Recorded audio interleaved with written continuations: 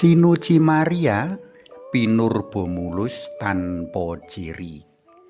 Panglimbang 5 menit dina Senin wagi tanggal 8 Desember taun 2025 kapetik saka Injil Lukas bab 1 ayat 26 tekan ayat 38.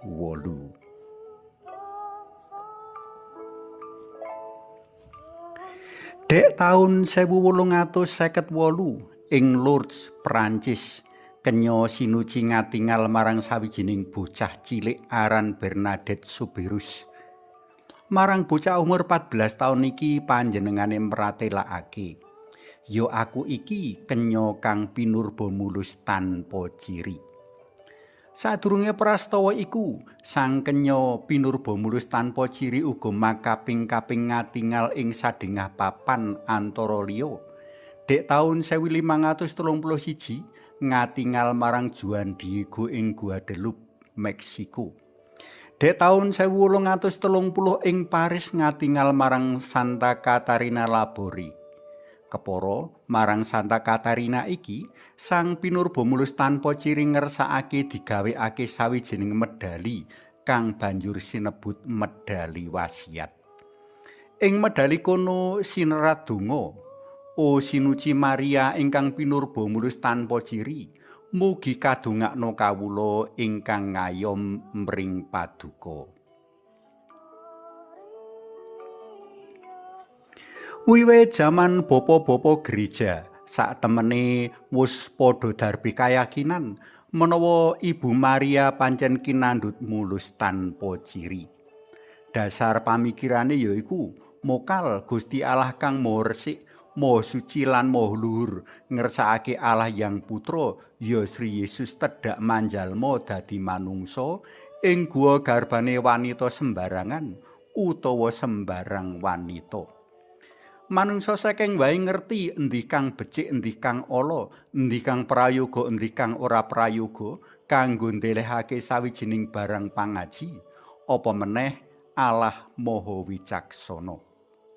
Mula saka iku, sawetara bapa gereja kayata Santo Ambrosius, Santo Agustinus, Santo Athanasius, Santo Hippolytus, Santo Irenaeus, Santo Efrem lan Santo Yohanes Damaskus mratelakake menawa Ibu Maria kinandhut mulus tanpa ciri ing guwa garbane Ibu Ana biyunge. Migatekake warisan kahanan keyakinan kaya mengkono mau sinengkuyung dening cacah 546 uskup sak jagat.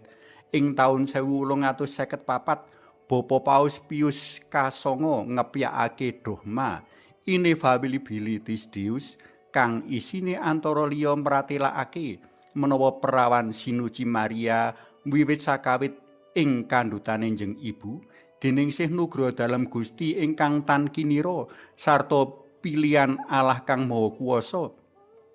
Marga kekucah dalem Gusti Yesus Kristus panebus umat manungsa pus kaluwari saka regeting dosa asal. Monggo sami kabedakaken Injil Lukas bab 1 ayat 28.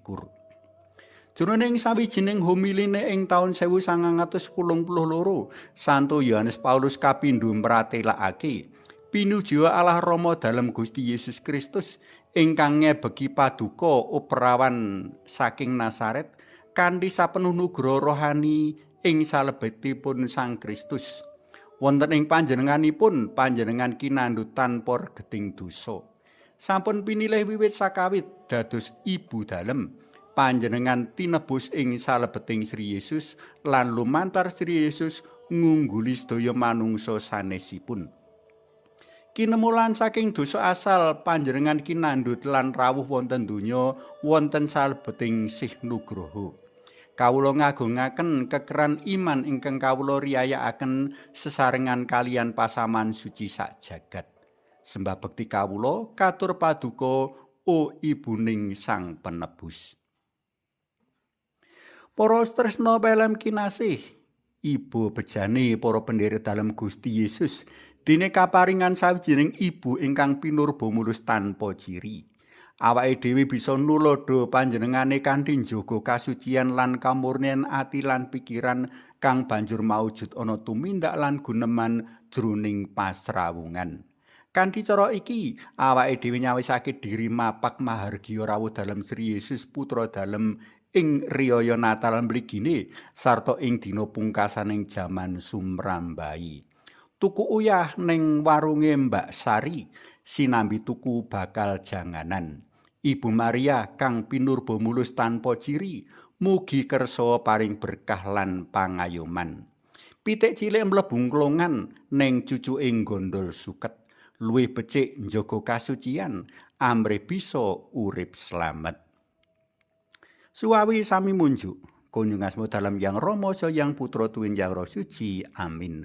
Mugi nurna Yang Rama Yang Putra Tuwin Yang Roh Suci kados mula buka sakmenika sarta saklami-laminipun. Amin. Kunjungasmu dalam Yang Rama Yang Putra Tuwin Yang Roh Suci. Amin.